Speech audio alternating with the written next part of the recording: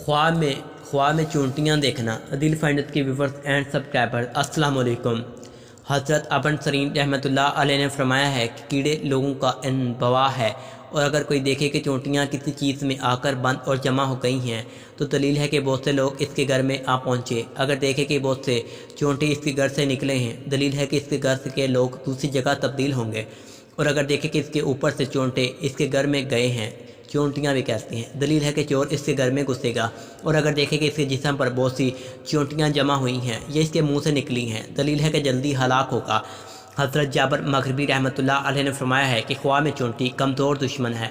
अगर आपने घर में बहुत से चूंटियाँ देखें, दलील है कि इसकी नस्ल बहुत होगी। और अगर देखें कि चूंटियाँ इसके घर से बाहर निकली हैं, दलील है कि इसकी नस्ल कम होगी। हज़रत इस्माइल अशअत रहमतुल्लाह अलैह ने फरमाया है कि सुरख चूंटी ज़ईफ़ और सुस्त आदमी पर दलील है। स्याह और बड़े चूंटे चोरी के माल और अहले खाना पर दलील है। और अगर देखें कि चूंटियाँ इसके घर से बाहर निकली हैं और हवा में उड़ती हैं, दलील है कि इसकी ख्वाहिश सफ़र से वापस आएगी। हज़रत जाफ़र सादिक अलैहिस्सलाम ने फरमाया है कि चूंटियों का देखना तफ़ील में साबिक़ ख्वाब के अहले खाना है।